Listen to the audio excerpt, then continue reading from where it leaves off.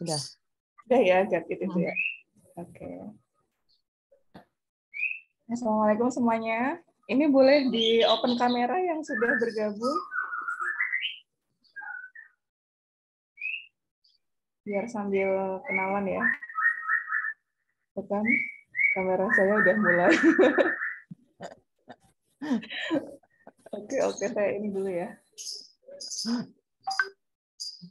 Oke, rekan-rekan semuanya, pagi hari ini kita akan kuliah bersama Bu Reni, khusus untuk kupas tuntas tentang penelitian kuantitatif. Jadi Bu Reni ini salah satu rekan saya dulu di UGM, di Pasca Sarjana HI, Hubungan Internasional, dan sekarang beliau sedang melanjutkan studinya di Universitas Airlangga, dan kemudian sekaligus mengajar di salah satu kampus di Probolinggo, Universitas Pancamarga. Dan ini Bu Reni, teman-teman ini dari Prodi PPI, Pemikiran Politik Islam, yang pada semester ini mengambil mata kuliah metodologi penelitian, gitu ya, sekaligus untuk persiapan juga karena semester depan mungkin sudah bisa sambil mulai ngerjain skripsi, gitu ya. Jadi nanti mohon pencerahan gitu. Saya pribadi belum pernah penelitian kuan ya, jadi kayaknya kurang mantap gitu. Jadi hari ini mendatangkan khusus Berani, dan terima kasih banyak waktunya di tengah-tengah kesibukan sudah meluangkan waktu untuk mahasiswa kami di PPI. Tapi semoga outputnya juga akan bagus gitu ya kalau misalnya teman-teman semua sudah mendapatkan pemahaman gitu atau enlightenment gitu dari Bu Reni. Oke, mungkin itu ya Bu Reni, saya serahkan waktu sepenuhnya. Terima kasih Mbak Umi.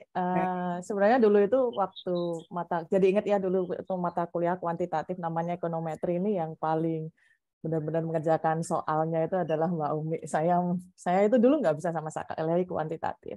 Saya baru bisa ketika masuk S2.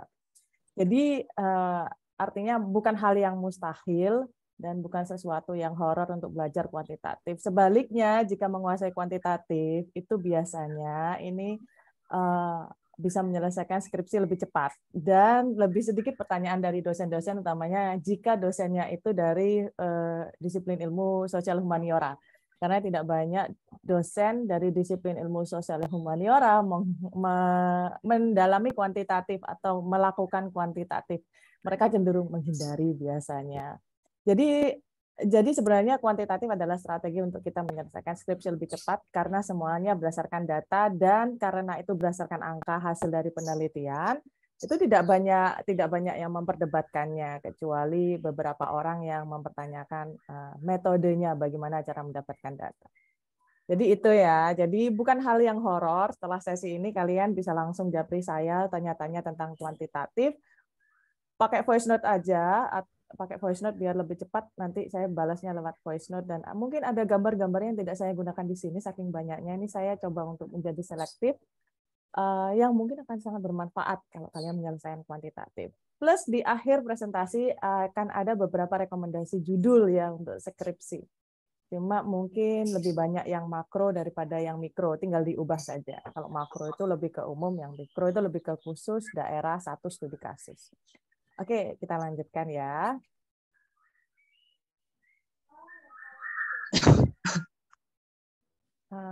Ya, apakah bisa melihat ya? Saya baru pertama kali pakai ini sih. Bisa tak slideshow enggak ya? Oh, bisa slideshow. Oke. Nah, ini adalah halaman mukanya. Baiklah, penelitian kuantitatif. Pertanyaan paling mendasar sebelum kita menginjak ke penelitian kuantitatif itu harus mulai dari mana? Karena saya background-nya bukan seseorang yang terbiasa menggunakan metode penelitian kuantitatif. Kembali lagi, yang biasa menggunakan disiplin ilmu kuantitatif itu biasanya fakultas ekonomi dan bisnis, fakultas teknik.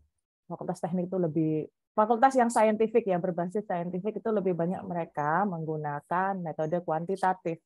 Nah, sosial humaniora itu cenderung lebih condong ke kualitatif. Sebabnya apa? Mungkin nanti bisa ditanyakan ya. Jadi harus mulai dari mana gitu. Kebanyakan kita nggak tahu ya harus mulai dari mana. Dulu saya sendiri jika mengingat-ingat pertama kali belajar itu bingung harus mulai dari mana gitu. Kemudian berdasarkan pengalaman, kira-kira yang harus mulai dari bagaimana teknik pengumpulan data atau data itu dikumpulkan. Berbeda dengan kualitatif, 3 pengumpulan data yang paling utama di kualitatif itu kan ada wawancara, observasi, dokumentasi. Dari wawancara ini di-coding sehingga muncul konsep-konsep utama yang masih relevan dengan teori, dan itu kemudian diceritakan. Kemudian kalau dokumentasi, ya kita melihat, kita mengobservasi misalnya gambar, bisa teks ya, teks dalam gambar, istilahnya non visual, data-data non visual. Itu ya, saya nggak akan bahas yang kualitatif, saya akan fokus ke kuantitatif. Yang membuat kuantitatif berbeda, kita akan lebih banyak menggunakan data primer yang diperoleh dengan teknik pengumpulan data survei angket. Jadi yang membedakan kualitatif sama kuantitatif adalah penggunaan survei atau angket. Kualitatif juga bisa menggunakan survei atau angket, tapi formatnya itu terbuka. Terbuka itu mengundang jawaban yang tidak ditentukan oleh penelitinya, oleh kita. Sedangkan kalau kuantitatif itu formatnya angket survei tertutup. Kita menyediakan jawaban-jawabannya gitu. Kita memberikan pilihan-pilihan jawabannya dan kita hanya sedikit sekali membuka peluang atau sangat tertutup. Kita tidak menerima jawaban dalam bentuk lain. Karena sifatnya yang kuantitatif itu saklek ya, enggak interpretatif. Jadi ya, jadi sesuai dengan ketentuan yang sudah kita buat, di luar itu ya berarti ranahnya kualitatif. Kemudian kita bisa menyebarkan angket itu secara manual, paper, nyetak paper, tapi saya sangat tidak merekomendasikan untuk mahasiswa saya sendiri karena itu cost-nya untuk terlalu tinggi dan waktu yang dikeluarkan juga terlalu tinggi. Kalau kita nyebarkan, kita akan harus meluangkan waktu untuk memungutnya kembali. Kemudian ketika kita memungutnya kembali dari sekian banyak paper yang kita angket yang kita peroleh, kita kumpulkan lagi, kita harus memasukkannya ke data kita ke Excel misalnya, seperti itu. Itu kan butuh waktu banyak. Jadi saya menyarankan mahasiswa saya dan mahasiswa yang di sini untuk menggunakan Google Form atau SurveyMonkey atau form apps yang lainnya yang memudahkan kalian dengan kelebihan dan kekurangan masing-masing. Saya sendiri untuk mahasiswa saya lebih banyak menggunakan Google Form karena dari Google Form kita dari responden yang mengisi angket kita itu akan langsung terkonversi dalam bentuk penyajian data seperti pie chart gitu kan, diagram batang, diagram pie, kemudian dan lain-lainnya yang lebih mudah untuk kita mengolahnya ke bentuk yang selanjutnya. Terus bisa telepon atau bisa wawancara juga, cuma kita sendiri yang mencentang ya. Jadi tidak kita mendengarkan, kita mewawancarai, tapi kita kemudian mencentangnya sesuai dengan pilihan yang kita tentukan sendiri. Seperti itu fleksibilitasnya antara kuantitatif sama kualitatif. Itu ya yang membedakan kuantitatif sama kualitatif. Oke, terus mulai dari mana lagi? Pertama, kita harus mengenali judul penelitian kuantitatif. Sebagian besar judul penelitian kuantitatif selalu didahului dengan kata hubungan pengaruh terhadap dan model. Kecuali ada yang tidak mengetahuinya, ya kan? Jadi kadang saya menemukan judul mahasiswa itu dia kualitatif tapi memakai kata hubungan pengaruh terhadap dan model. Ini sangat tidak biasa sekali gitu kan. Yang kalau misalnya disubmit ke jurnal sebagai salah satu syarat untuk wisuda di sini, yudisium ya Pak wisuda, itu jadi ditolak itu oleh editor jurnalnya karena mereka pahamnya adalah judul dengan kuantitatif itu selalu didahului dengan hubungan antara X terhadap Y, hubungan antara pengaruh antara X dan Y, seperti itu. Jadi ada pola-polanya judul-judul untuk kuantitatif. Untuk yang S1 biasanya kita ke pilihan hubungan, pengaruh, dan terhadap apa gitu. Kalau yang levelnya agak lebih sulit itu sudah masuk ke model analisis model sama explanation model gitu, atau model penjelasan gitu.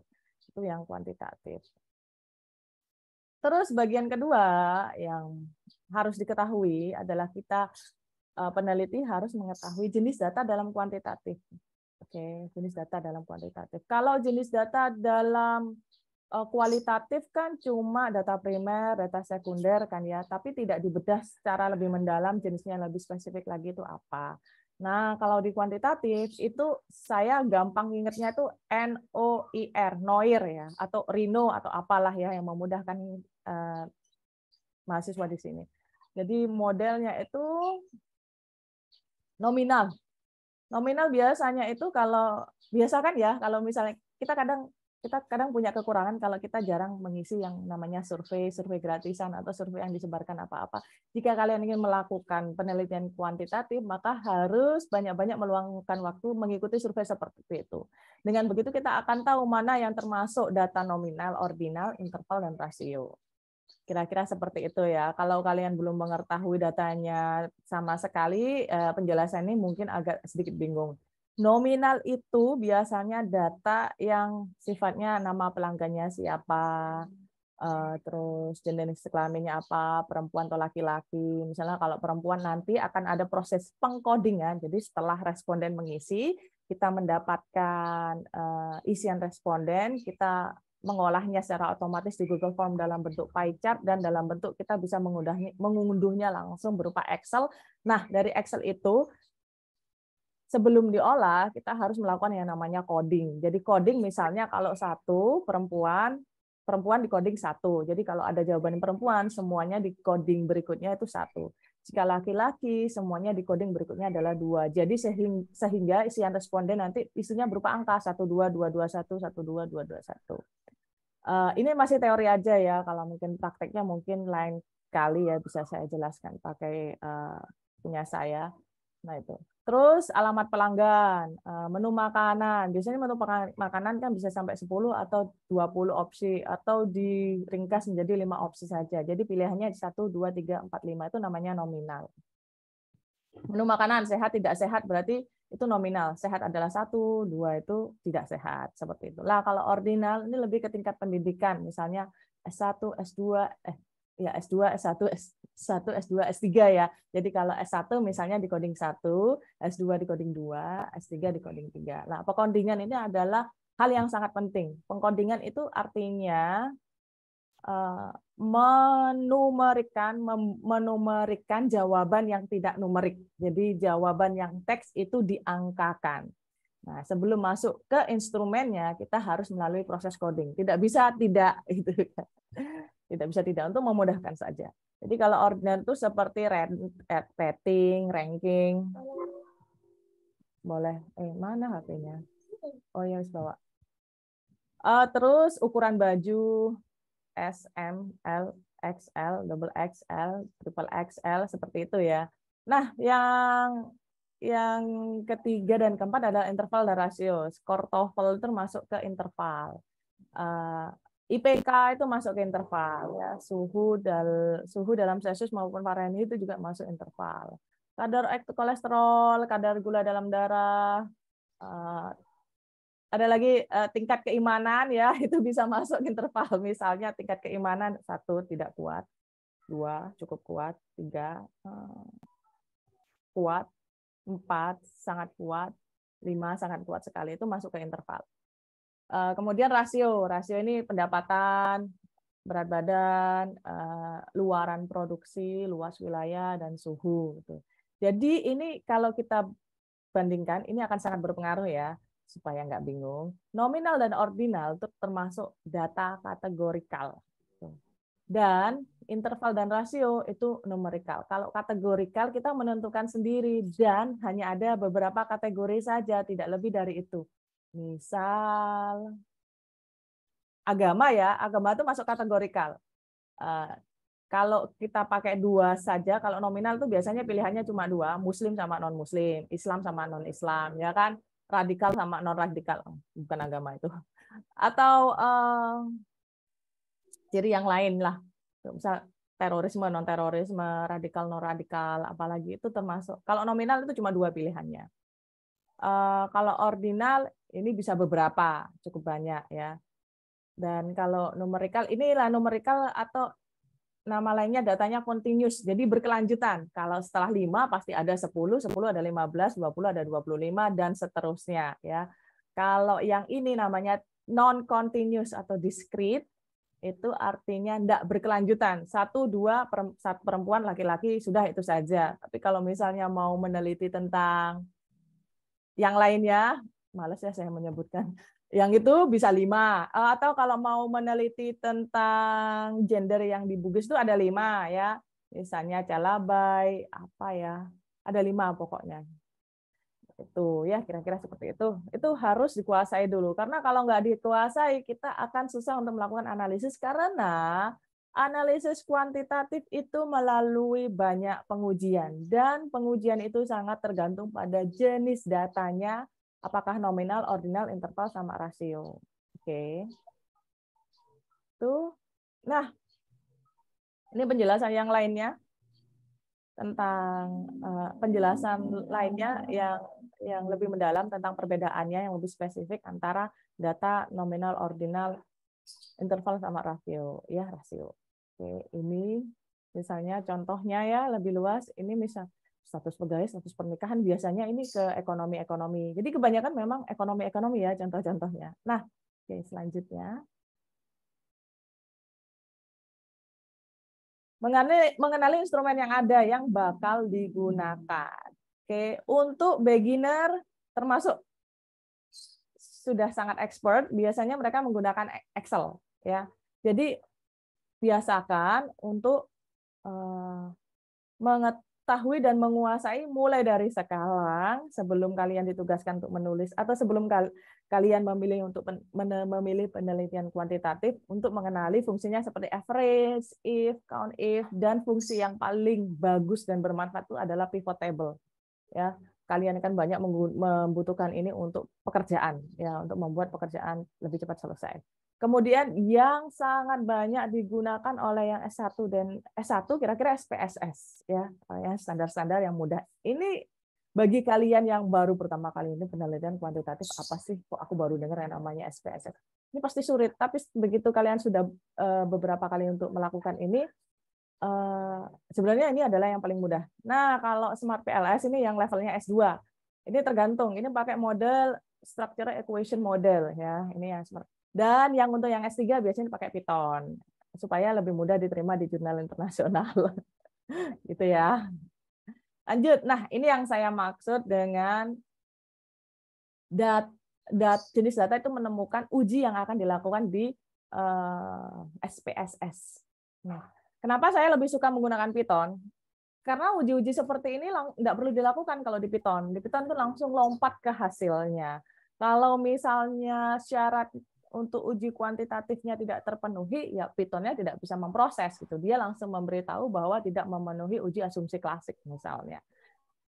Nah, ini uji-ujinya. Kalau pakai SPS harus melakukan uji ini, agak banyak ujinya bisa 5 kali atau 6 kali.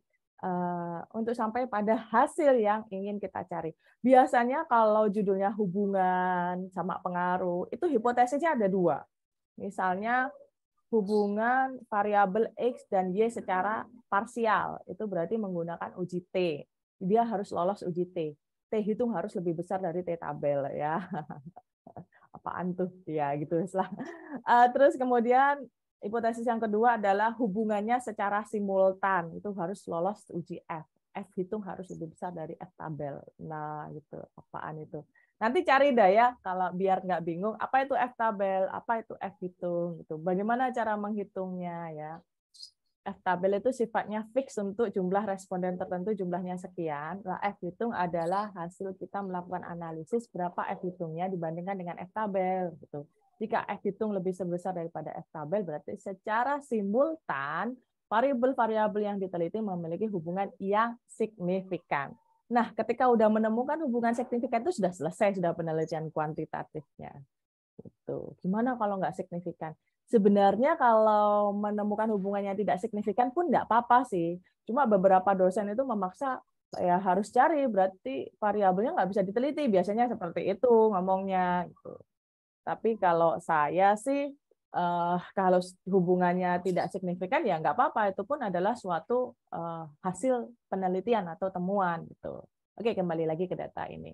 Nah, kembali lagi, jenis data, Noir itu tadi, jenis data yang interval sama rasio itu disebut dengan parametrik ya. asumsinya itu yang berlaku adalah asumsi parametrik. Sedangkan yang nominal dan ordinal itu masuk dalam asumsi non-parametrik.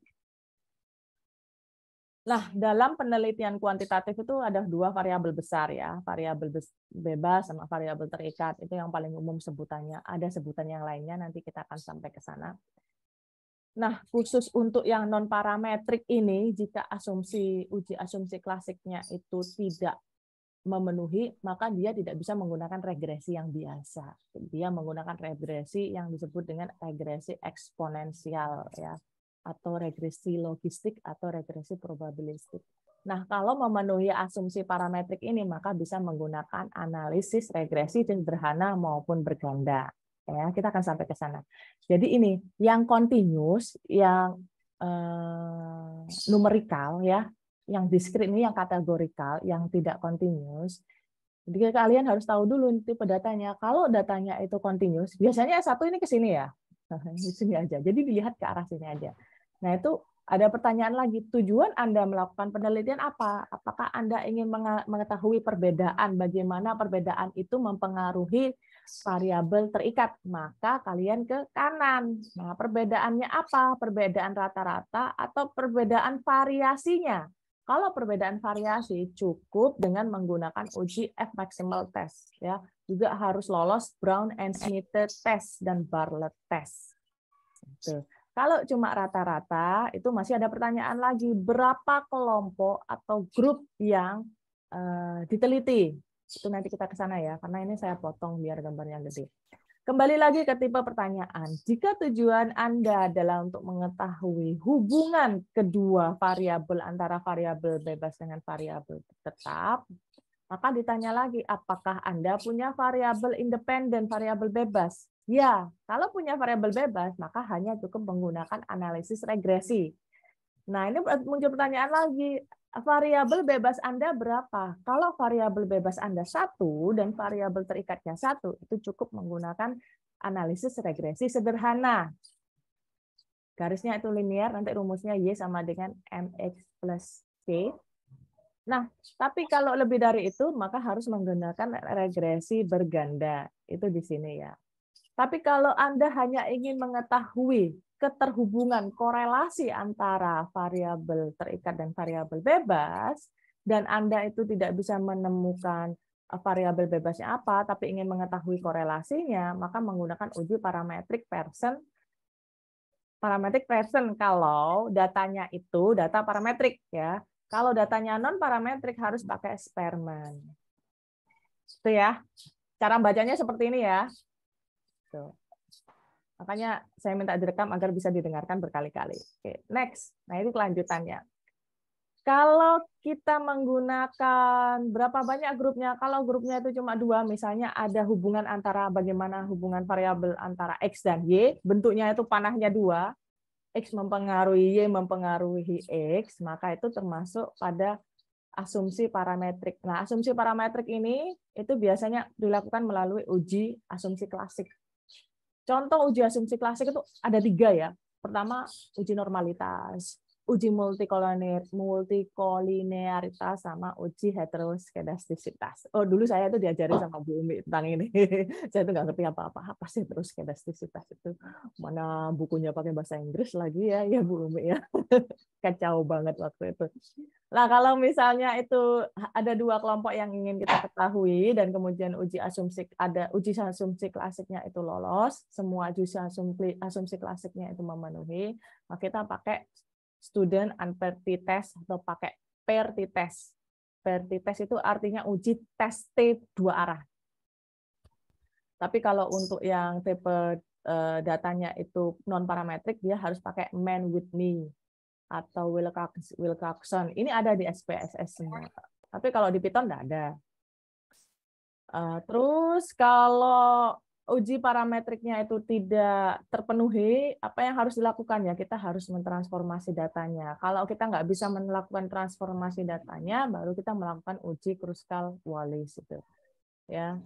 Terus uji akhirnya itu kita juga harus menggunakan ANOVA. Ya. ANOVA itu non variable univariat, uji univariat ya. Uji cuma satu variat saja. Kalau misalnya variabelnya ada 2 itu namanya pakai MANOVA. Kita pakai multi analysis variat analisis variabel itu, aduh lupa namanya saya. Panjang namanya. Kira-kira bacanya seperti itu ya. Dan menurut saya panah-panah ini memudahkan sih, meskipun saat ini masih membingungkan. Nah, selanjutnya adalah kita harus mengenali jenis variabelnya. Nah, nih ada variabel terikat namanya dependent variable atau variabel respon atau variabel output atau variabel endogen. Kalau dalam Smart PLS itu pakai structure equation model itu bahasanya pakai endogen ya. Jadi di jurnal harus ngomong endogen, di skripsinya harus ngomong endogen. Gitu. Tapi kalau nggak pakai model itu kita pakai variabel terikat atau pakai variabel respon bahasanya. Variabel bebas ini ya. Ini variabel terikat atau dependent variable juga disebut variabel output, kriteria, konsekuen, atau variabel yang dipengaruhi atau yang menjadi akibat dari adanya variabel bebas. Jadi itu variabel terikat. Sedangkan variabel bebas disebut dengan variabel input, independent, prediktor, exogen. Ya, itu. Variabel input, independent, variabel prediktor. Jadi kalau cari literatur dengan nama berbeda ini, intinya jangan bingung ya. Kalau menemu prediktor berarti itu artinya tetap variabel bebas. Kalau ada yang ngomong kriteria berarti itu namanya variabel terikat. Sama ya, ini nama lainnya aja. Cuma kadang beberapa orang menyebutnya dengan berbeda. Gitu. Oke, next. Berdasarkan jumlah variabel respon terikatnya analisis regresi itu ada 3. Yang univariat berarti 1 variabel respon saja dan 1 atau lebih variabel prediktor. Nanti saya kasih contohnya. Bivariat berarti 2 variabel respon, 2 variabel terikat, 1 atau lebih variabel prediktor atau variabel bebas. Multivariat ada 3 atau lebih variabel terikatnya, 1 atau lebih variabel bebas. Jadi itu ya, kalau menggunakan analisis regresi sederhana itu berarti terdapat 1 variabel prediktor atau 1 variabel respon. Oke, berganda 2 atau lebih variabel prediktor, 1 variabel respon. Jadi ini sangat menentukan analisis regresi mana yang mesti digunakan. Makanya itu dosen-dosen penguji yang paham kuantitatif dia tuh akan lebih melihat metodologinya sebelum ke hasil kuantitatifnya. Beda kalau kualitatif. Metodologi tidak terlalu dilihat, yang dilihat itu hasilnya gitu. Hasilnya apakah menjawab pertanyaan penelitian ataukah menyimpang. Itu kalau kualitatif. Kalau kuantitatif kita akan fokus ke metodologinya. Benar nggak sih dia milih gitu kan. Terus di penelitian kuantitatif itu penting kita menyebutkan sampel dan populasi. Jadi kita nggak mungkin mau meneliti seluruh populasi di suatu kota, Kudus misalnya. Itu akan banyak sekali. Itu secara ilmiah akan membuang-buang waktu. Makanya kita menggunakan sampel. Jadi kita dari jumlah populasi yang sekian akan ketemu sampelnya berapa. Ya, pengambilan sampel pun itu ada tekniknya. Ada teknik menggunakan kriteria atau tidak menggunakan kriteria. Yang menggunakan kriteria itu disebut dengan purposive sampling. Yang tidak menggunakan kriteria disebut dengan non-purposive sampling. Ya, banyak kriterianya. Kriteria itu gimana? Saya itu hanya meneliti masyarakat di Kota Kudus yang menerima pelayanan publik ini. Nah, itu berarti purposive sampling. Tapi kalau saya meneliti semua orang, siapapun boleh mengisi angket atau kuesioner saya tanpa harus punya pengalaman terhadap sesuatu. Nah, itu berarti non-purposive sampling. Ada lagi yang patut diketahui. Kadang kita tidak mengetahui jumlah populasinya, kan? Itu bukan hal buruk. Justru kita malah senang kalau nggak tahu jumlah populasinya. Kita bisa menentukan populasinya sendiri. Misalnya sampel sama dengan jumlah populasinya. Kita menentukan populasinya 100. Maka itu disebut dengan teknik pengambilan sampel jenuh. Jumlah populasi sama dengan jumlah sampel. Idealnya dalam penelitian kuantitatif ya 100 responden aja cukup. Tapi kita pasti akan ditanyai kenapa seperti itu. Nah, ini bedanya nguji penelitian kuantitatif sama kualitatif. Kalau kuantitatif kita itu ngujinya, mengapa ngambil sampel sekian? Bagaimana Anda sampai pada jumlah sampel sekian? populasinya diperoleh dari mana? Bagaimana Anda mengetahui jumlah populasinya? Jika Anda tidak mengetahui jumlah populasinya, apa yang harus Anda lakukan? Kenapa Anda memilih sampel jenuh? Nah, seperti itu yang kita tanyakan itu. Jadi makanya kita lebih fokus ke metodologi untuk dosen pengujinya ya. Gitu ya, itu penting banget. Nanti kalian bisa browsing-browsing sendiri lah. Nah, model analisis dalam kuantitatif. Model linear sederhana, ini linear. Mana itunya saya? Oh, ini linear. Kok nggak ada itunya ya? Linear ini yang kanan ya, pojok kanan sendiri. Mana itunya? Ya, ya. Nah, kalau regresi sederhana itu gambarnya itu linear ya, yang pojok kanan sendiri. Nah, kalau yang masuk ke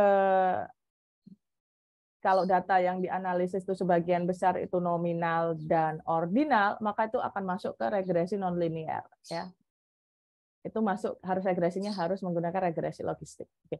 Regresi linear sederhana dan berganda itu biasanya hipotesisnya untuk mengetahui hubungan antar variabel secara parsial maupun simultan dan membangun persamaan linearnya.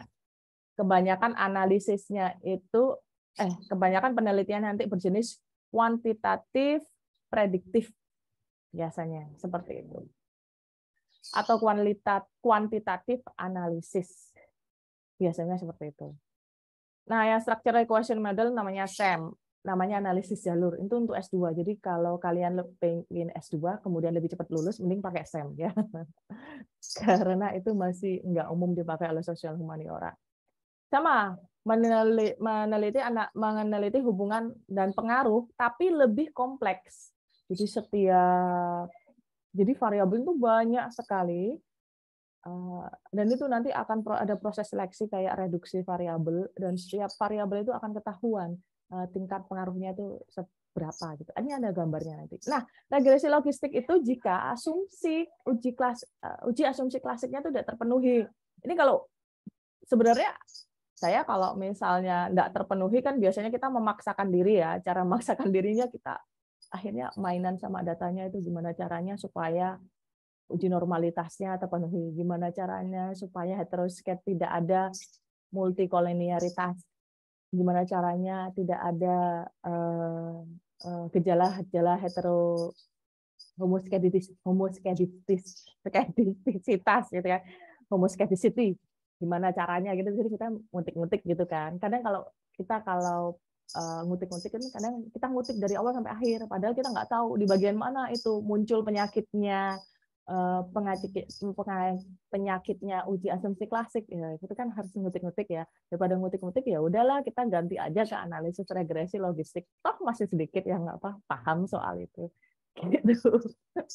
Kadang itu dulu waktu saya lagi nguji loh kok uji asumsi klasiknya nggak lolos ya, itu kayak saya agak maksa banget itu kan, akhirnya harus mainan, mestinya nggak boleh gitu kan. Terus analisis R-square ini yang paling mudah ya, nanti kapan lah ya saya mau nunjukkan cara untuk mudah menganalisis R-square menggunakan Google Spreadsheet, sehingga kita nggak perlu menghitung rumit dengan menginstal RStudio. Jadi di Google Spreadsheet itu bisa, dan saya sudah melakukannya. Yaitu, nah ini saya lakukan, saya uji R-square pakai Google Spreadsheet dan langsung ketemu tuh. Aduh, ketutupan ini anunya mouse-nya. Itu R-square-nya di pojok kanan atas tuh ada R-square 0,435, 0,466, 0,428. Ini saya melakukannya langsung otomatis gitu. Jadi gini ya, kalau di disertasi itu kita perlu yang namanya rancangan novelty. Lah, rancangan novelty itu kayak harus mengetahui hubungan antara apa yang akan saya teliti ya. Jadi misalnya ini di tahun 2000 itu penelitian yang merah ini apa, sanction and coercion. Nah, sanction and coercion yang merah ini itu cuma ada sekitar kurang dari 5, ada berapa. Nah, ini tuh nggak bisa pakai linear gitu kan. Tapi ya bisa kalau pakai R-square. Jadi ketika saya menggunakan Google Spreadsheet, saya tinggal sekali klik itu langsung ketemu ini garis linearnya ini. Garis linearnya ketemu R-square-nya sanction and coercion itu 0,466. Ini cara bacanya gini. Berarti pengaruh antara sanksi dan koersi itu sekitar 46%. Sisanya dipengaruhi oleh variabel lain yang tidak ada di sini. Gitu cara membacanya ya. Jadi diambil dua angka di sini ya. Ini kan 0,466 berarti kan 46% gitu kan. Ini 42%, ini cuma 9%, ini 43%. Dan ini yang biru ini tidak bisa diketahui karena nol semua. Jadi nggak ketemu pengaruhnya. Ini pakai Google Spreadsheet. Mudah sekali, klik cuma. Lanjut. Nah, ini adalah structure equation model dari tulisan skripsinya mahasiswa saya yang analisisnya saya bantu. Dari ini ya Sinta ya tahun 2020. Ini jadi kita ada berapa banyak ini? Kita ada tiga variabel. Satu variabel tetap yaitu kesiapan kerja dan dua variabel bebas yakni keaktifan organisasi. Ini mana? Keaktifan organisasi ini variabel bebasnya, Atau ini variabel exogenusnya, karena structure equation model kan, jadi bahasanya harus ngomong exogenus sama exogenus, ini endogenus atau variabel tetapnya. Jadi seberapa kesiapan kerja ini dipengaruhi oleh dua variabel ini. Tempat WC. Iya, Mama ada kuliah ya. Nah, tapi kesiapan kerja ini juga akan dipengaruhi oleh variabel-variabel lain disebut dengan variabel konstruk kalau structure equation model itu. Atau bahasanya kalian ini indikatornya, indikator yang menandai atau faktor-faktor yang mempengaruhi kesiapan kerja. Atau ini juga disebut dengan analisis faktor ya. Jadi ini faktor-faktornya. Ini tadinya itu enggak cuma 4, cuman yang signifikan cuma 4. Ini tadinya ada 7, yang ini ada 9, yang ini ada 53 kita itu tadinya. Kemudian ketemu yang signifikan itu segini, dia langsung dieliminasi oleh Smart PLS-nya. Kemudian ini saya nggak gambar sendiri, jadi yang gambar itu langsung Smart PLS. Nah, kalau misalnya penelitian kayak gini tuh paling enggak dia itu diterima kalau di sosial humaniora itu di Sinta 2 sama Sinta 3. Kalau di Sinta 5 dan 6 itu terlalu bagus untuk pakai yang structure equation model ya. Makanya kembali lagi ini kelasnya S2 ya. Mahasiswa saya sendiri aja nggak ngerti kalau itu kelasnya S2. Oke, kemudian terus saya selanjutnya harus mulai dari mana? Pertama, tetapkan saja satu variabelnya random aja lah ya, independen dan variabel dependennya satu aja lah cukup. Kalau kalian mau lebih advance itu silahkan lebih dari satu. Dan gunakan analisis regresi sederhana aja. Mulai dari situ saja dulu. Itu sangat mudah menurut saya sih. Tapi kalian pasti akan mikir ini sulit selama kalian belum melakukan.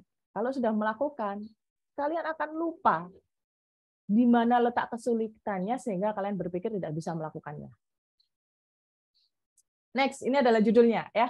Berarti kita ada beberapa contoh judul penelitian kuantitatif dengan ruang lingkup Islam yang menurut saya mungkin cocok dengan PPI ya. Misalnya pengaruh penggunaan media sosial terhadap tingkat kepuasan hidup mahasiswa Muslim di Kota Kudus gitu aja cukup. Atau pengaruh pendidikan agama Islam terhadap perilaku sosial mahasiswa Muslim di Kota Kudus gitu aja cukup. Terus analisis faktor ini agak susah ini ya karena harus pakai structure equation model atau analisis jalur motivasi pengusaha Muslim dalam berwirausaha di Indonesia. Ya, ini berarti cuma satu ya variabelnya. Apa tadi yang satu variabelnya?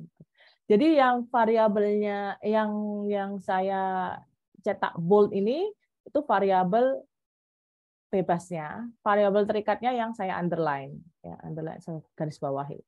Pengaruh ekonomi syariah terhadap pertumbuhan ekonomi di Kota Kudus gitu aja cukup, atau di beberapa kota atau beberapa wilayah di Kudus atau di beberapa kota di Jawa Tengah kayak gitu cukup. Atau pengaruh praktik sholat terhadap kesehatan mental dan fisik. Berarti ini ada dua kan variabel terikatnya, kesehatan mental dan kesehatan fisik. Ini harus dibedakan ini, nggak bisa mental dan fisik karena nanti indikator mental itu beda, indikator fisik juga beda. Pada masyarakat Muslim di mana di Kota Kudus gitu aja sudah cukup dan itu sudah menurut saya sudah bagus ya.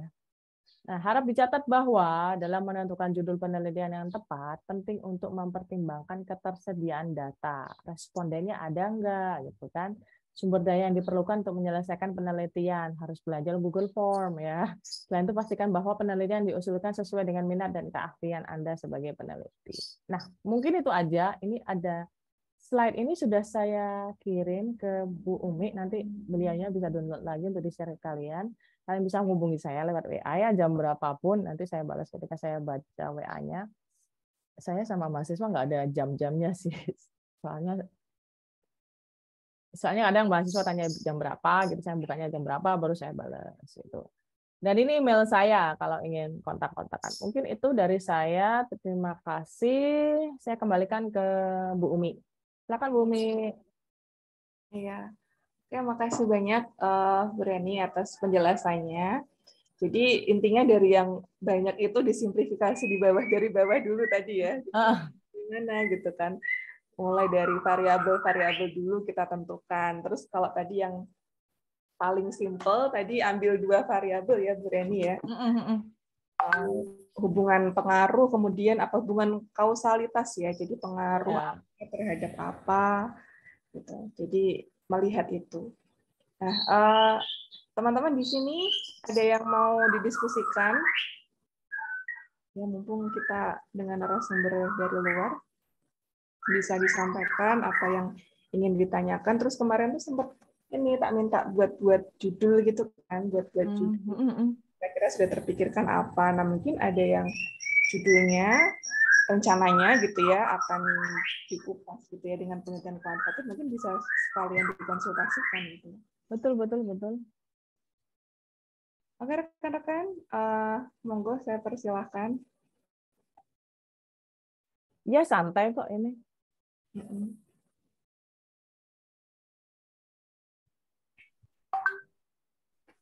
Ayo, ada pertanyaan enggak? Atau Bu Umi aja yang tanya? Kalau apa ya judul-judul yang politik kira-kira apa ya, Bu Reni ya? Judul-judul yang Iya, kembali lagi kita ingin mengetahui apa dulu nih? Politik Islam misalnya apa? Polarisasi politik Islam. Atau misalnya kaitannya dengan pemilu gitu ya, misalnya. Oh, bisa. Apa terkait dengan money politics gitu ya. Bisa, misalnya kita harus berpikirnya seperti ini. Kira-kira nih, money politik itu dipengaruhi oleh apa? Kita harus punya asumsi dulu, asumsi sendiri dulu. Setelah kita punya asumsi, kita lihat teori-teori apa saja yang dapat menjelaskan money politik, dan digali di teori itu faktor apa yang paling menentukan, gitu kan? Harus dicari. Nah, dari teori itu pasti akan ketemu faktornya apa. Misalnya teori satu dan yang lainnya itu akan sangat berbeda faktornya ya, karena memang otaknya peneliti satu dan yang lain kan berpikir dengan cara yang berbeda, maka akan menghasilkan kesimpulan yang berbeda. Jadi ya harus pakai teori-teorinya. Nah, teori-teori mana yang kira-kira sesuai dengan asumsi yang kita pikirkan di awal itu tadi. Tuh. Teorinya ada banyak sih. Kalau saya biasanya berpikir dulu, kira-kira dipengaruhi sama apa? Apakah dipengaruhi oleh kultur? Maka cari teori politik yang mana money politik itu sangat erat dengan keputusan seseorang memberikan suara. Berarti keputusan politik individu ya. Jadi cari teori keputusan politik individu dipengaruhi oleh apa saja. Misal oleh kultur, misal oleh kognisi, misal oleh kepemimpinan. Misal apa lagi? Misal sama fakta empiris ya, atau misal sama mungkin sistem merit ya. Sistem merit itu kayak bagaimana selama ini misalnya kandidatnya menjalankan pemerintahan sesuai dengan secara ideal, itu sistem merit. Secara ideal sesuai dengan rule of law, sesuai dengan hukum, itu sistem merit. Kira-kira seperti itu. Itu beda lagi, ada banyak. Jadi kalau dari situ kita akan mengetahui faktor-faktornya. Nah, kalau udah ketemu faktor-faktornya, gunakan satu aja faktornya, langsung dikaitkan pada putusan politik. Seseorang melakukan money politik, sudah selesai. Hubungannya apa faktor itu? Faktor A, misalnya faktor kultur terhadap seseorang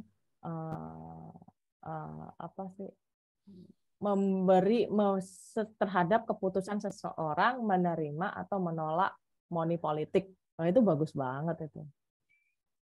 Nah, dari mana biasanya itu kita kesandungnya, kesulitannya itu kita nyari teorinya dari mana? Cari di Google nggak langsung ketemu. Nah, maka itu perlu yang namanya banyak-banyak membaca penelitian dengan ruang lingkup yang mana kalian tertarik untuk meneliti. Nah, biasanya dari situ aja. Dari situ kemudian ketemu nih teorinya menurut siapa gitu. Baru cari lebih mendalam ke sumbernya yang lebih baik gitu. Saya biasanya nyarinya tuh dari penelitian terdahulu. Jadi kalau disuruh sama dosennya, ayo baca dulu yang lebih banyak jurnal-jurnalnya itu jangan langsung baper gitu. Ya justru dari situ biasanya akan menemukan jawabannya. Gitu. Biasanya kita itu mencari sesuatu, mencari jawaban di tempat yang kita itu paling nggak ingin untuk mengunjunginya. Biasanya di situ. Disitulah jawabannya. Kayak gitu sih menurut saya. Apa ya teorinya money politik? Siapa ya? Orang Indonesia nggak punya kan teori tentang money politik ya, keputusan politik individu. Ada lagi pertanyaannya? Terus saya bingung nih cari judulnya. Nah, baca lagi penelitian terdahulu. Biasanya di bagian kesimpulan itu ada rekomendasi untuk penelitian selanjutnya. Ya sudah berangkat aja dari situ biar mudah. Gitu.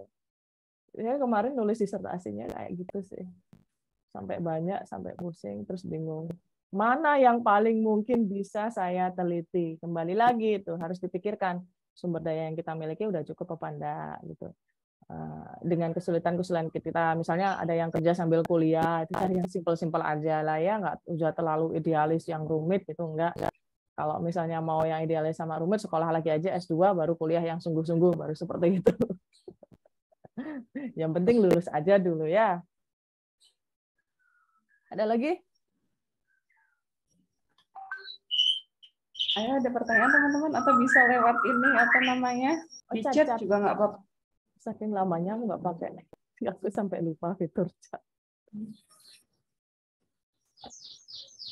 Nah, intinya apa ya? Kita punya itu ya Mbak, apa Bu Reni ya, hipotesis dulu ya. Iya. Hipotesis jadi ketika teknis kita... itu, teknis. Jadi kalau kuantitatif itu harus tahu komponen-komponen tulisannya itu seperti apa yang jadi ciri khas penelitian kuantitatif. Karena pastilah berbeda sama kualitatif.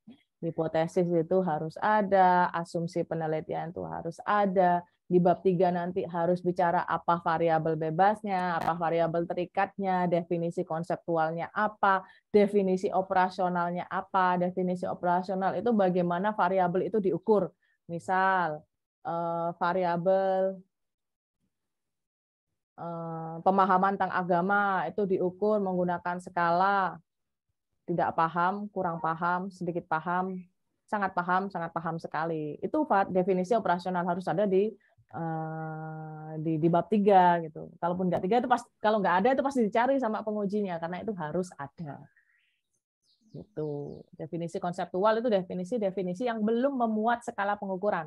Kalau operasional kan yang tadi itu yang awal itu sudah memuat skala pengukuran. Itu harus ada definisi konseptualnya apa, operasionalnya apa gitu. Dan bagaimana itu diukur. Terus kira-kira siapa yang mengisi itu harus jelas di metodologi. Gitu. Soalnya apa partisipasi politik itu kan juga ada definisi itunya operasionalnya ya. Iya, partisipasi politik itu apakah dia sering terlibat dalam setiap kegiatan politik. Kegiatan politik apa aja? Ya harus disebutkan. Apakah ikut kampanye, ikut rapat, menjadi bagian dari suatu partai politik, menjadi suatu bagian dari sub partai politiknya kayak apa sih kayak partisipannya ya biasanya ada kayak LSM gitu kan ya apa bagian dari itu harus jelas juga di definisi operasionalnya cuma di awal juga di bagian bab 2 tinjauan pustaka harus sudah berbunyi dulu yang seperti itu jadi jangan sampai baru muncul di bab 3 tapi di bab 2-nya nggak ada itu jadi pertanyaan nanti itu harus ada tergantung kita menggunakan teori apa gitu. Ayo nggak ada yang tanya kayak bingung deh kayak saya pertama kali gitu Iya. waktu kuantitatif saya cari model-model skripsi kuantitatif gitu ada alat bantunya ya untuk menghitung ya jadi sebenarnya tidak perlu khawatir untuk akan kesulitan. Nggak perlu. Lebih enak kalau saya lebih enak kuantitatif. Kalau kualitatif itu kita masih harus berdebat rasionalitasnya, alasan kenapa hasilnya seperti ini, mengapa seperti ini, bagaimana seperti ini. Dengan dosen itu pasti kan lama sekali, kecuali Anda bagian dari apa yang Anda teliti, itu pasti dosen baru iya karena menganggap Anda lebih tahu. Tapi kalau kita mahasiswanya belum banyak tahu, dosennya akan nguji terus gitu sampai jenuh. Ada lagi pertanyaan? Saya punya sesuatu nih ya. Kalau misalnya kuantitatif itu seperti ini nih. Saya share dulu ya. Saya punya seperti ini. Nggak mau ngilang sih.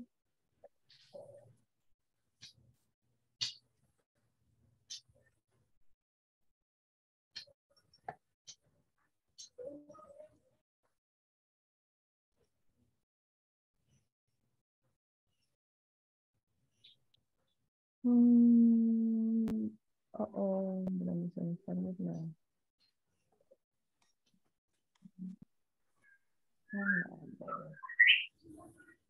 Mana?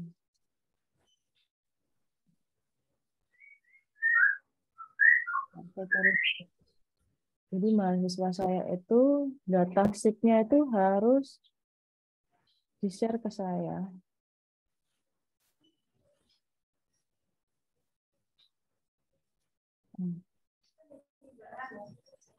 Family development. Family development sebenarnya. Nggak ada. Tidak ada. Bukan ini.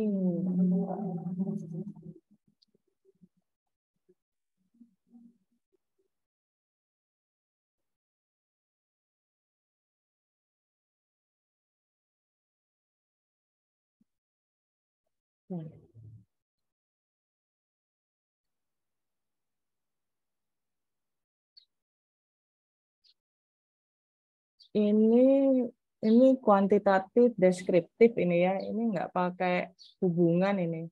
Karena survei kepuasan masyarakat. Oke, ini tugasnya mata kuliah saya bikin survei kepuasan masyarakat dianalisis secara kuantitatif.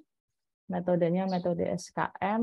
Jadi seperti ini ya susunannya. Kita pakai 9 unsur seperti ini. Terus ini hasilnya. Nah ini hasil. Nah hasilnya tuh jadi seperti ini kalau Google Form ya. Itu enak banget sudah, dan ini disalin sama di jurnal itu disalin. Kalau misalnya skripsi ini disalin. Terus ada lagi yang QSIP itu tadi. Respondennya tadi ada 107 responden. 107 responden. Ini kelebihan 7 ini. Tak biarin aja sama saya. Jadi respondennya ya, setelah itu ditutup biar nggak nambah-nambah gitu kan. Terus ini adalah hasil kasarnya yang kalau bentuknya seperti ini belum bisa diolah karena belum di-coding. Codingnya gimana ya, kembali lagi ke kita ngoding sesuai itu berapa kodenya, 321 atau berapa, sangat sesuai itu berapa. Jadi ini harus jadi angka semua. Cari angkanya ya hasilnya.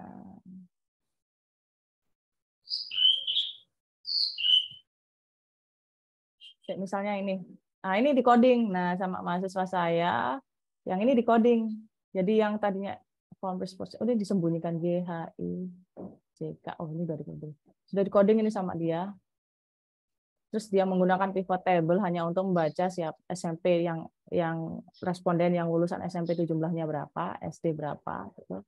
Nanti di coding, nah, udah di coding sama dia. Kalau di coding kayak gini udah bisa di SPSS. Cuma kalau SKM itu nggak pakai SPSS, kita pakainya hanya Excel ini. Hasilnya seperti ini. Terus kemudian dihitung rata-ratanya dihitung. Setelah dihitung kayak gini hasilnya. Dia ngukurnya jadi kayak gini nih. Dia jadi ini kan dia pakai yang dia tuh nggak sama sekali, jarang pegang Excel ya, rumus-rumus kayak gini dia nggak tahu gitu kan. Tapi akhirnya bisa gitu loh. Bagus juga kayak gini nih jumlah responnya. Nilai SKM-nya per unsur berapa? Ya kan, nilai intervalnya berapa? Ini hasilnya rata-rata dan survei kepuasan masyarakat indeksnya 78. Itu sih. Masuk ke baik. Itu ini skripsinya dia. Sudah selesai dia. Seperti itu. Ada lagi? Mana skripsinya Rafika?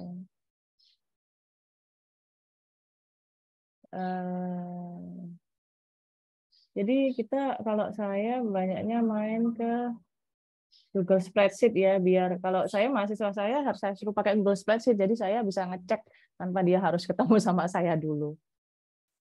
Seperti itu. Google Spreadsheet ya.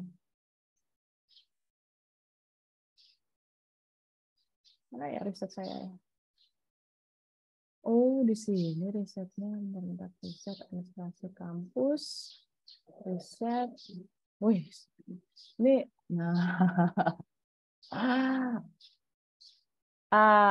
ini mahasiswanya nggak tahu sama sekali tentang penelitian komparasi itu. Tapi saya udahlah pakai komparasi aja untuk mengetahui efektivitas misalnya. Jadi efektivitas dalam tradisinya di universitas saya itu kebanyakan penelitian kualitatif. Nah, karena saya orangnya nggak terlalu longgar ya waktunya, jadi saya suruh, kuantitatif coba gitu. Nggak tahu caranya dia, tapi dia mau berusaha. Ini adalah udah dihapus ya sama dia ya. Ini. Jadi hapus kali ya. Lupa saya. Ini kuesionernya. Jadi dia cuma pakai 5 indikatornya. Ini penelitian komparasi. Apa lagi? Ya sambil nunggu ada pertanyaan. Ini punya saya ini. Nah, ini penelitian saya, penelitian kompetisi nasional. Kira-kira kayak gitu. Kita bikin surveinya kayak gini. Ini nominal, ini apa? Ordinal, nominal, ordinal, nominal. Ini ordinal, itu kan. Ada banyak ini. Nah, ini pakai skala langsung, yang lainnya pakai skala. Karena yang saya ingin hitung yang ini. Gitu. Jadi terus dosen pembimbingnya harus minta tolong ke dosen pembimbingnya untuk ngecek apakah pertanyaan dalam survei itu sudah sesuai atau belum. Ini tabulasi ya. Iya. Oh, nggak ada, ini belum selesai ini. Survei apa ini ya?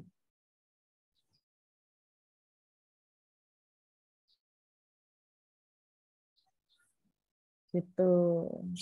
Ada lagi? Ada pertanyaan? Iya, izin. Oh iya. Silakan. Iya, silakan Mas. Langsung sama perkenalan dulu, Ibu. Hah? Apa? Langsung sama perkenalan dulu. Perkenalan dulu boleh. Iya, perkenalan dulu ya. Saya perkenalkan, saya Muhammad Arif Jarudin ya dari Prodi KPI 6. Jadi begini, Bu, misalnya kita menggunakan apa ya? 2 metode lah antara kuantitatif dan kualitatif. Itu mungkin bisa dijelaskan apakah metodenya sama yang Ibu jelaskan tadi ataukah memiliki perbedaan? Seperti itu. Mohon penjelasannya. Berbeda. Itu pakai Berbeda, mixed method ya. Berarti kita itu mendapatkan gambarannya dari datanya dulu di lapangan. Setelah kita mendapatkan gambarannya, pengaruhnya, kita ingin menjelaskan lebih dalam kenapa pengaruh atau hubungan itu dapat terjadi. Nah, di bagian kedua baru pakai yang kualitatif. Berarti Anda instrumennya itu pakai banyak itu. Selain pakai angket kuesioner yang tertutup, bagian dari yang kuantitatif, Anda juga harus melakukan wawancara, observasi, sama dokumentasi. Nah, dokumentasi ini ada banyak caranya kan, ada banyak metodenya, ada yang fenomenologi, ada yang ground research, ada yang etnografi gitu kan. Kalau kita nelitinya dari ada variabel kulturnya, itu kualitatifnya harus pakai yang etnografi. Nah, kalau itu boleh dilakukan, cuma itu skalanya biasanya udah ke S2 karena kita pakai 2 metode sekaligus. Yang saya jelaskan saat ini itu hanya metode kuantitatifnya. Berarti kalau metode gabungan atau campuran, berarti ada tahapnya. Kapan itu yang kuantitatif, kapan itu yang kualitatif, yang harus dijelaskan pada teknik pengambilan data, teknik analisis data, kemudian sampai ke jadwal penelitiannya. Itu harus dijelaskan, harus kuat di bagian metodologinya. Itu untuk S1 itu sangat rumit. Jadi sangat rumit tapi hasilnya sama gitu kan. Maksudnya adalah hasilnya sama ya, sama-sama wisuda S1 gitu kan ya. Jadi lebih baik menurut saya pilih salah satu metode saja agar lebih simpel, lebih sederhana. Kalau harus 2 itu nanti yang repot penelitinya, takutnya nanti Anda semangat sekarang, nanti ada situasi ketika Anda mulai nggak semangat, apalagi ketika kerumitannya itu semakin memuncak, akhirnya Anda tidak menyelesaikan penelitian Anda, itu malah akhirnya nggak lulus-lulus, kan eman gitu loh. Makanya kembali lagi harus mengukur sumber daya yang kita miliki itu seperti apa, terus kita itu maunya bagaimana. Kalau Anda ingin tetap melakukan itu, bisa dilakukan setelah wisuda atau ketika Anda mengambil S2. Cuma intinya kalau Anda melakukan gabungannya, maka Anda harus menetapkan periode mana Anda melakukan kuantitatif, periode mana Anda melakukan kualitatif. Wawancaranya kapan dilakukan oleh siapa itu harus jelas. Angketnya itu bentuknya seperti apa, disebarkan kepada siapa itu harus lebih lengkap. Jadi intinya metode gabungan itu di metodologi yang harus menyebutkan metode kuantitatif yang dilakukan seperti apa, metode kualitatif yang dilakukan seperti apa, dan tahap-tahap yang dilalui seperti apa aja. Itu aja sih perbedaannya.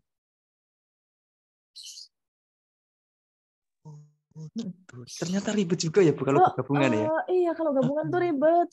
Mending yang profesor aja sudah. Iya. Oh. Iya, siap. Jadi udah cukup aja kuantitatif atau kualitatif gitu. Kalau Anda pengen lulus cepat, terus kemudian respondennya masih di sekitar Anda, lebih baik ya udah kuantitatif. Gitu. Apalagi dosennya nggak semua paham kuantitatif, itu jadi akan mengurangi perdebatan dengan dosen, gitu kan. Dosen kayak oh iya udah signifikan, iya hasilnya ini Bapak. Signifikan karena p-value-nya lebih rendah daripada 0,5, hasilnya seperti ini. Kenapa kok signifikan? Nah, saya ketika penelitian kuantitatif hanya untuk membuktikan signifikan, tapi tidak menjelaskan pengaruh signifikannya di mana. Makanya itu di bagian kesimpulan saya berikan rekomendasi untuk penelitian berikutnya menggali signifikansinya terletak di faktor-faktor apa saja, kayak gitu mengatasinya. Oh gitu. Baik Ibu, terima kasih banyak atas penjelasannya. Iya, sama-sama. Oke, ini ada chat judul efektivitas lembaga KPU terhadap sosialisasi politik dalam kontekstualisasi demokrasi menurut perspektif. Wih, ini kayaknya kualitatif ini. Kenapa kualitatif? Karena ada kata kontekstualisasi. Kontekstualisasi itu berarti pemaknaan berdasarkan konteks. Pemaknaan berdasarkan konteks itu kebanyakan kualitatif. Itu tulisannya John Thomson, Pierre Bourdieu, Michael Foucault, itu masuk ke sosiologi. Dia itu pakai metodologinya hermeneutika, dan hermeneutika itu kualitatif, nggak bisa kuantitatif. Ini bisa kuantitatif, kalau sudah disebut aja efektivitas lembaga KPU, efektivitas sosialisasi KPU untuk mendorong demokrasi yang sesuai dengan mendorong demokrasi dalam pandangan Islam, gitu aja, itu bisa kuantitatif. Ini ada kontekstualisasi. Jadi ada ya judul-judul tertentu itu yang sangat lekat sama kualitatif gitu kan. Ya moga aja sih ya yang uji nggak terlalu paham sih nggak masalah ya.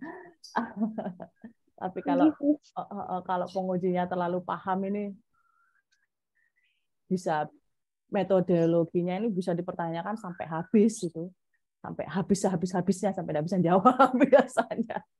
Ya kalau pakai kontekstualisasi itu udah bau metodologi hermeneutika.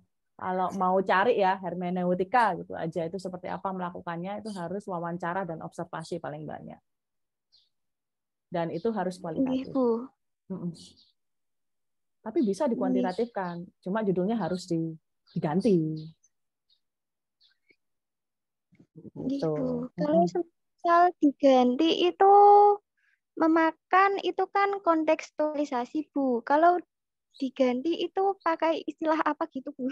Kontekstualisasinya harus dihapus. Itu aja sih. Terima kasih, Bu. Oke, ada lagi? Atau mungkin jadi apa ya, efektivitas sosialisasi KPU terhadap tingkat partisipasi politik misalnya. Nah, bisa. Atau demokrasi itu indikatornya apa ya? Penerimaan demokrasi menurut Islam, atau resistensi demokrasi, atau resistensi anti demokrasi. Itu kayak gitu bisa. Ya nunggu pemilu tahun depan berarti. Iya ini, atau pemilu yang sudah aja ya dibandingkan sama pemilu yang sekarang itu bisa. 19 ya, tapi jadi kurang update kan ya. Tapi asalkan belum ada yang neliti nggak apa-apa sih. Di sini tuh kemarin pilkada 2018 sama pemilu itu 2019. Misalnya gini ya, misalnya efektivitas sosialisasi lembaga KPU. Nah dicari dulu tujuan sosialisasi itu apa. Misalnya mendorong peningkatan terhadap partisipasi. Indikator partisipasi politik apa? Penerimaan terhadap event pemilu atau bagaimana gitu kan. Gunanya apa? Untuk mengurangi orang yang resisten terhadap pemilu, kan ada ya kan orang yang resisten terhadap pemilu itu bisa kayak gitu. Itu bisa pakai kuantitatif. Asal kuantitatif itu harus ada kata hubungan, pengaruh. Efektivitas boleh karena efektivitas itu kebanyakan kualitatif. Tapi kembali lagi kalau efektivitas harus ada sesuatu yang dibandingkan gitu. Misalnya kalau efektivitas kinerja pemilu dengan kepuasan masyarakat, berarti yang dibandingkan adalah kinerjanya dan kepuasan. Puasan berarti variabelnya operasionalnya puas, sangat puas, tidak puas gitu kan. Tidak puas sama sekali atau sangat puas sama sekali gitu kan. Kinerjanya berarti ukurannya skalanya sangat baik, tidak baik, kurang baik seperti itu. Itu bisa di kuantitatif dengan jenis penelitian komparasi. Gitu. Yang lain ada pertanyaan? Boleh via bertanya. Iya, boleh. Kan kalau kita lihat itu ada di penelitian ada metode kualitatif dan metode kuantitatif. Dalam metode kualitatif itu menggunakan kerangka berpikir induktif, sedangkan metode kuantitatif itu menggunakan metode deduktif. Seperti itu. Nah, pertanyaan saya itu kan kalau kita berbicara metodologi deduktif, nah, apakah kita bisa menciptakan teori baru seperti itu kan dari umum menuju ke spesifik? Ya. Pertama, Anda tahu nggak artinya deduktif itu apa gitu? Deduktif itu artinya empiris. Tahu nggak artinya empiris itu apa? Empiris itu kan berdasarkan dari pengalaman. Bukan. Empiris ini gini. Kejadian ini terjadi di Probolinggo, di Pasuruan, di Kudus, di Rembang, di apa, dan hasilnya itu kurang lebih sama. Itu namanya empiris. Kemudian kita sampai pada kesimpulan bahwa misalnya ini terjadi pada kota-kota yang memiliki ikatan dengan Islam yang sangat kuat. Nah, itu adalah kesimpulannya. Kalau empiris ini dari khusus ke umum ya. Generalisasinya itu adalah ini terjadi pada sebagian besar kota-kota yang memiliki ikatan Islam yang sangat kuat. Nah, ini kemudian harus dijadikan hipotesis. Apakah ini juga itu terjadi di Banten dengan karakter yang sama? Itu namanya empiris. Kebanyakan itu kita ngomong deduktif, tapi deduktifnya cuma sampai ke khusus ke umum aja. Tapi arti khusus ke umumnya itu apa? Empiris itu banyak kasus, memiliki satu kesamaan, kemudian menjadi suatu asumsi, yang asumsi ini jadi hipotesis, ingin kita uji di studi kasus dengan kesamaan yang sama. Apakah hasilnya sama? Itu empiris. Kalau umum ke khusus, yang induktif itu, yang kualitatif itu ya. Kualitatif itu induktif ya. Saya dulu itu kalau baca di buku metodologi penelitian cuma disebutkan aja umum ke khusus gitu kan. Maksudnya umum ke khusus apa? Tapi nggak langsung kena. Oh, maksudnya gini lah. Umum ke khusus itu kita berangkat dari teori besar. Misalnya negara Islam cenderung anti demokrasi. Itu teori. Katanya ya. Karena yang dilihat dari yang empiris. Jadi riset itu bentuknya itu siklis, dari induktif ke deduktif, deduktif ke induktif. Induktif ke deduktif itu metodenya kualitatif, deduktif ke induktif itu metodenya kuantitatif. Jadi kalau kita berangkat dari teori umum, misalnya negara Islam cenderung anti demokrasi. Nah, kita ingin mengujinya, apakah juga terjadi hal yang sama misalnya di Malaysia atau di Malaysia ya, Indonesia kan bukan negara Islam, di Malaysia gitu. Dan kalau itu terbukti berarti itu secara kualitatif bisa terbukti. Nah kalau empiris nggak bisa yang berangkat dari teori, dia harus berangkat dari banyak kejadian yang kemudian menghasilkan satu tesis. Tesis itu kayak generalisasi umum yang menghasilkan kesimpulan bahwa semua negara Muslim kebanyakan resisten terhadap demokrasi. Barat misalnya. Terhadap demokrasi. Oh, ternyata hasilnya adalah maksudnya demokrasi sebenarnya mereka itu tidak menghalang-halangi rakyatnya. Tapi mereka itu anti terhadap demokrasi baratnya. Nah, gitu, itu ada penjelasannya. Nah, itu yang harus penjelasan yang ada demokrasi baratnya. Itu biasanya muncul setelah kualitatif gitu. Jadi maksudnya empiris gitu, maksudnya induktif seperti itu. Saya jarang ngomong pakai deduktif karena sering bingung gitu kan. Saya ngomongnya itu empiris sama induktif gitu kan.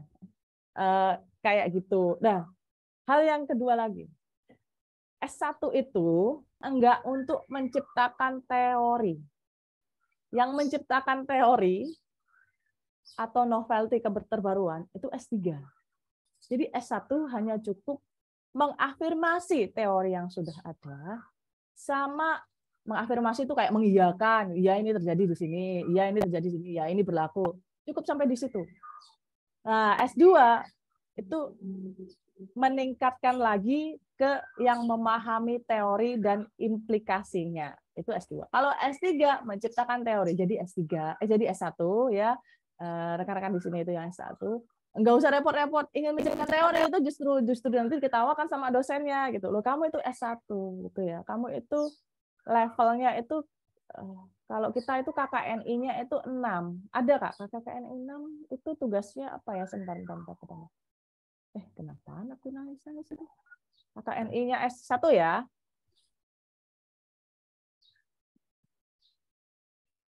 Itu ini ya. Ini yang saya juga dulu nggak ngerti gitu kan. Ini loh KKNI-nya S1.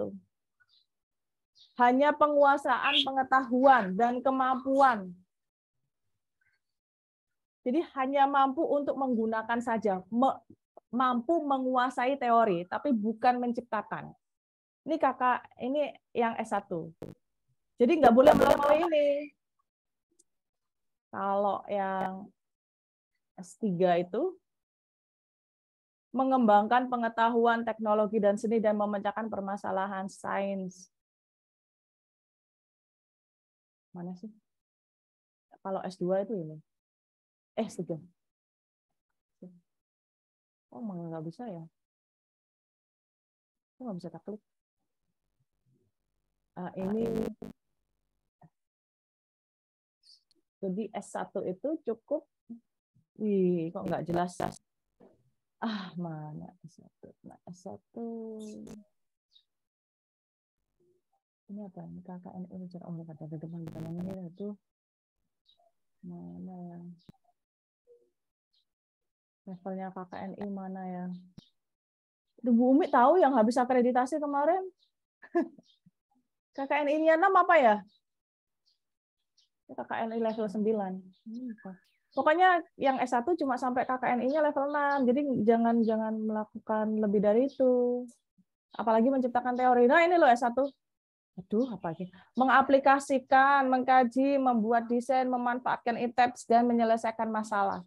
Kalau yang bikin teori itu masuk ke pendalaman, perluasan, riset multidisiplin. Waduh, enggak jelas sih.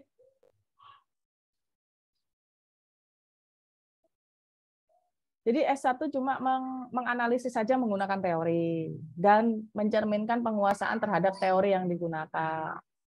Kalau yang membuat teori itu harus S3, menemukan teori yang baru. Jadi jangan membuat teori yang baru. Nanti diketawain sama dosenmu, kan kasihan gitu.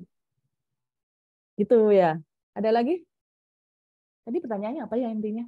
Apakah bisa menciptakan teori yang baru? Enggak, jangan menciptakan teori yang baru. Cukup tunjukkan dulu bisa menguasai dan menggunakan teorinya, sudah selesai. Itu harus ada di tujuan penelitian. Udah sampai di situ aja. Jadi jangan sampai ada di tujuan penelitian ingin membuat teori baru, jangan. Kalau yang kuantitatif hanya membuktikan asumsi, biasanya bunyinya seperti itu. Mau asumsinya itu baru nggak apa-apa, hanya membuktikan asumsi. Tapi bukan teori. Jadi ya ada batas-batasannya gitu. Gimana? Ada pertanyaan lagi yang dikembangkan dari itu?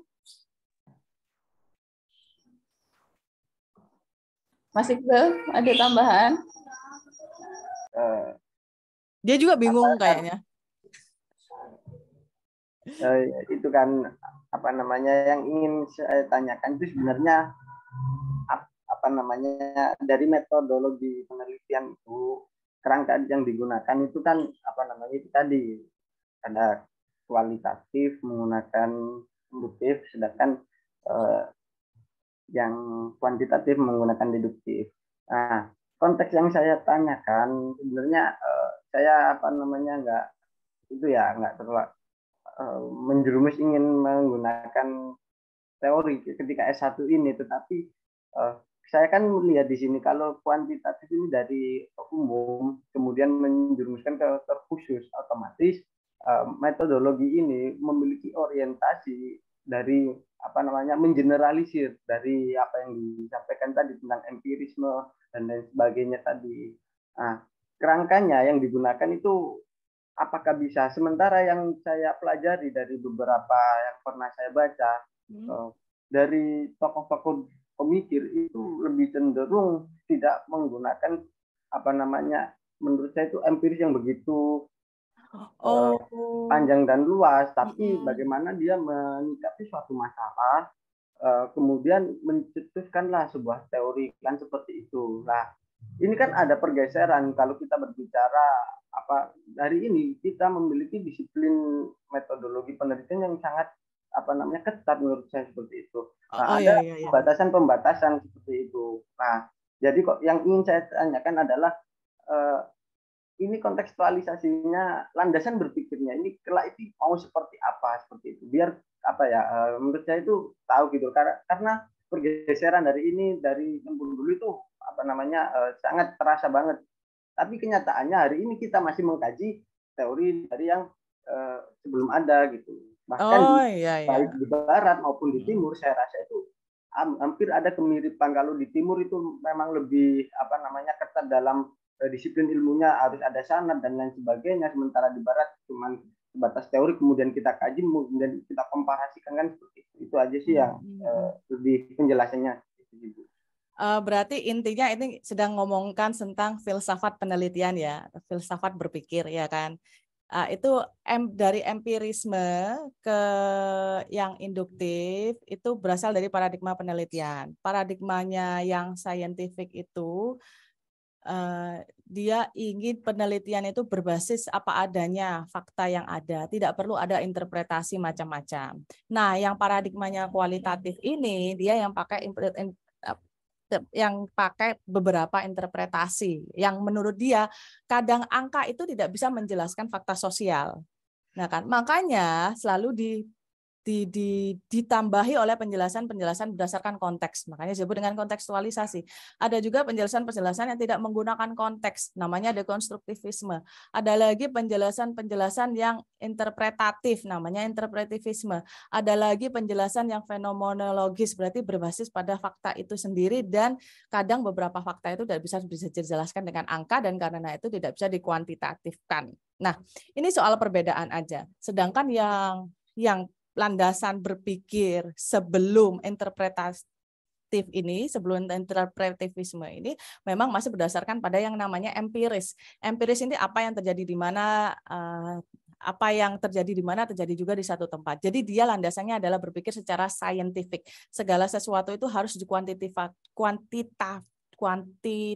kuantitatifkan agar ada standar sehingga sampai pada kesimpulan yang kurang lebih sama. Jadi standar kesimpulannya sama. Oleh karena itu menurut mereka, jika ini soal perdebatan ya, ini perdebatan filsafat berpikir aja.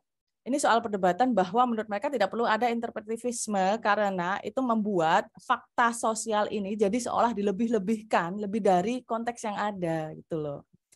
Ini soal perdebatan aja. Jadi kadang kita kalau mempelajari metodologi penelitian itu harus benar-benar mendalami filsafat penelitian dulu, filsafat berpikir. Filsafat berpikir itu memang susah ya, tapi manfaatnya adalah membuat kita untuk berpikir kritis gitu. Kapan kita kemudian sampai pada apa yang kita pikirkan saat ini. Itu filsafat berpikir.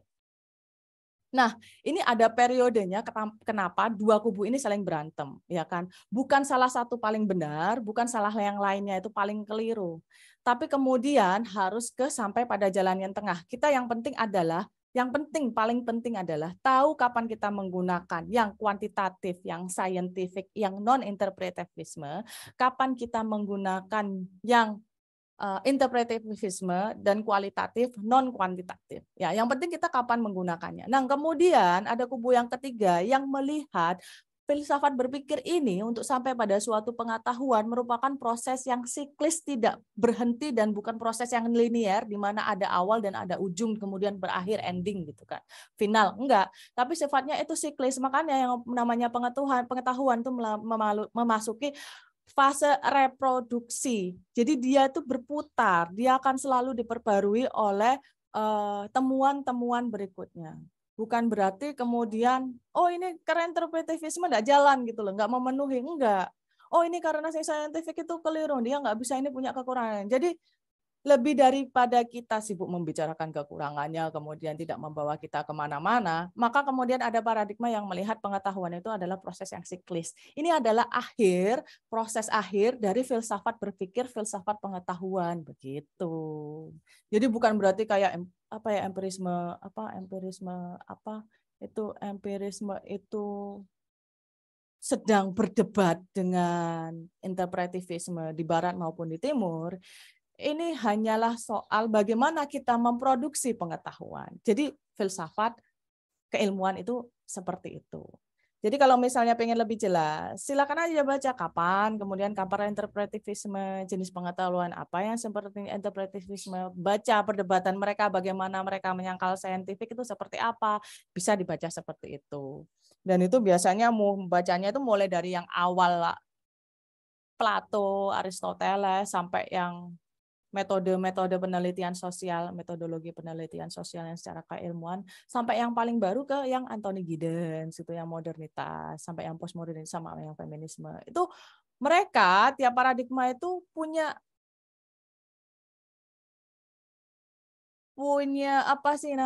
sesuatu untuk mendebat para pendahulunya, gitu loh.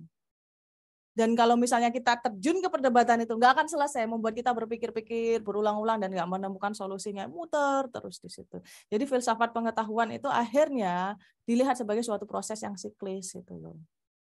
Bagaimana kita menggunakan salah satunya untuk kemudian memproduksi suatu kesimpulan baru, bukan teori baru ya, dan metodologi satunya untuk melengkapi hasil dari temuan sebelumnya. Sehingga proses menghasilkan pengetahuan itu terus-menerus mengalami penyegaran gitu, penyegaran. Bisa jadi apa yang ditemukan sekarang menentang temuan sebelumnya atau melengkapi temuan sebelumnya atau diinspirasi dari temuan sebelumnya. Itu prosesnya.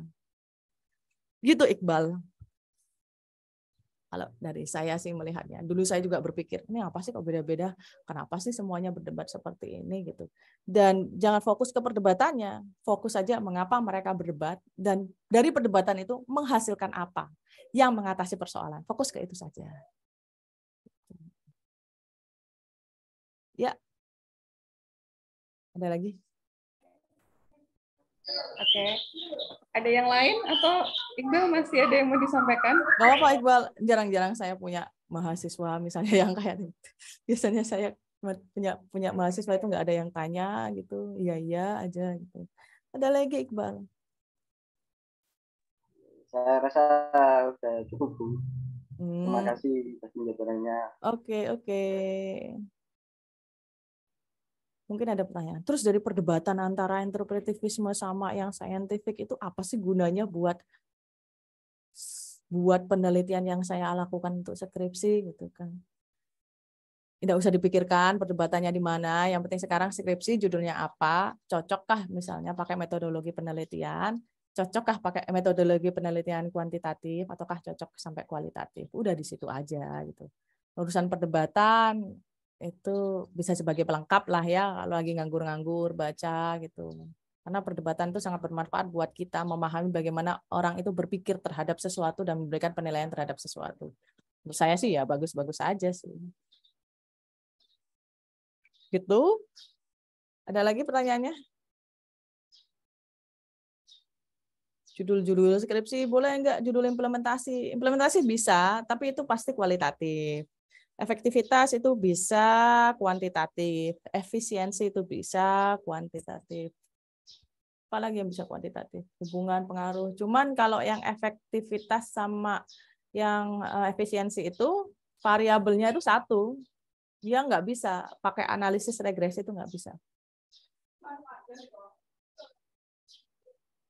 Karena tujuannya hanya cuma sampai ke kuantitatif deskriptif menjelaskan misalnya frekuensi siapa yang berkata ini, siapa yang dominan berkata itu, siapa yang dominan berpikir tentang ini, siapa yang dominan melakukan politik. Cuma sampai di situ aja. Dia baru bisa penelitian seperti itu baru bisa dilakukan jika belum pernah ada penelitian sebelumnya. Jadi sifatnya itu deskriptif sama eksploratif. Tapi kalau memang sudah pernah, nggak bisa eksploratif sama deskriptif. Itu masuk ke jenis-jenis penelitian gitu. Jadi kalau ada dosennya metodologi penelitian, bisa tanya tentang jenis-jenis penelitian. Itu ada 4 jenis penelitian. Sekalian minta dosennya suruh ngasih contoh. Mbak Umi jadi dosennya kah? Metodologi. Iya. Semester ini. Selamat. Ya gitulah. Nggak gampang itu. Mungkin karena jurnalnya banyak ya, makanya kasih metodologi penelitian kayaknya sih. Kual semuanya itu ya. Iya, banyak kan kual. Kualitatif suruh pakai itu aja loh, Atlas gitu kan, sama MXQDA gitu kan, biar ke pengujinya itu mind blowing gitu kan. Kalau ke tempatku nggak bisa, soalnya mereka nggak tahu sama sekali. Ya gitulah. Terus. Udah, gini doang. Lagi, teman-teman semuanya. Mungkin nanti bisa kita sambung lagi ya. Ya, tentu. Praktek-prakteknya gitu kan. Nanti praktek-praktek input data, terus menggunakan tools kayak SPSS. Toolsnya ya, ada bukunya sudah saya share ke Bu Umi, silakan minta ke Bu Umi itu. Step by step-nya itu ada. Kalau pengen lebih dari itu, ya harus penelitian ngajak dosen supaya nanti dosennya ngasih tahu, mestinya seperti ini. Nggak cukup kalau cuma kuliah aja. Kuliah itu hanya cukup tahu. Tapi kalau bersama dengan dosen, nanti lebih dari tahu. Gitu. Udah, itu aja. Iya, udah kayaknya ya udah penat mereka ini. Ya udah kalau gitu ditutup aja Mbak Umi. Oke, makasih banyak Bu Reni atas penjelasannya tadi. Nanti kita sambung kapan-kapan lagi ya beberapa. Oke, no problem. Kan ada topik-topik lain gitu ya terkait penelitian kuantitatif ini. Jadi bisa kita sambung. Sekali lagi makasih banyak waktunya. Ini kita mau foto bersama dulu atau? Ayo foto bersama lah buat bukti-bukti gitu. Ini masuk rekognisi dosen kan. Oke, boleh open cam teman-teman semuanya. Tapi kamera saya lagi nggak bagus ini. Gak apa-apa lah, biar. Saya doakan cepat ganti laptop. Amin. Ganti MacBook enak nih.